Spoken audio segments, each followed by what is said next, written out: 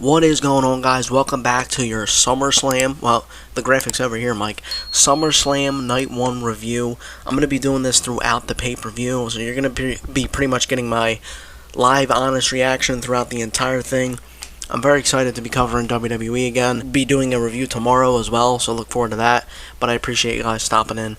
Let's get right into it, man. So yeah, man, we started the show off pretty quick. We had the Women's Championship match. Liv Morgan hasn't defended her title in over 100 days. A lot of people were criticizing that. She, of course, had to fight Io Sky, and Liv Morgan retains. I honestly thought there was maybe a chance that Io Sky would win.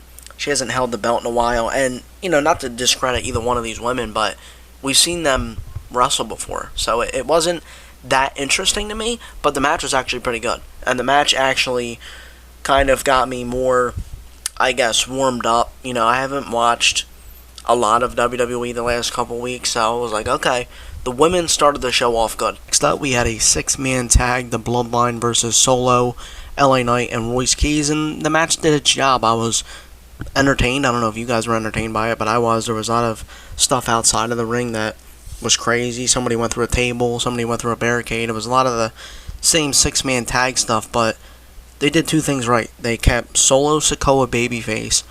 Thank God, because he's reinvented his own character. He's not that heel, that forced heel, almost like Roman was a couple years ago, and LA Knight is still moving somewhere. Like, he's not just stagnant. But all in all, I thought it was a good match, and we're starting to show off pretty good. If the rest of the show is like this, then I think we're in for a pretty good night. I know people were saying Night 1 looks a little weaker than Night 2. Obviously, the build for a lot of these shows is not great. Like, Punk and Cody is probably one of the biggest matches they can put on, but it's just not great booking. So we moved on to Nick Aldis versus Gunther. I was not expecting this match to ever be booked, honestly. I mean, the way that they've been booking Gunther as this career killer, and he's fighting Nick Aldis, obviously he struck a nerve with Nick Aldis. He's the general manager, and Gunther wanted to fight him, and they made the match happen. And Nick Aldis was pretty emotional about it. He didn't want to let anybody down. Nick Aldis tonight didn't let anybody down. You know, people were saying that Gunther was going to humiliate him, and it's all part of the story and shit like that, but Nick Aldis, after not wrestling for what, at least 10 years, held his own against Gunther. I mean, Gunther was obviously carrying him throughout a lot of the match, but he looked good, dude. He honestly looked good. Gunther ended up winning, of course. Like, I don't know in any world that Nick Aldis was going to beat Gunther, but it's good for Gunther. It's good for Nick Aldis. I don't know if it was good for the card or not. You know, I don't know if that's going to kind of hinder the rest of the matches. It's kind of a definitely B-tier mid-match, but it was alright. You know, I didn't think there was much to it. Not a lot of story to it.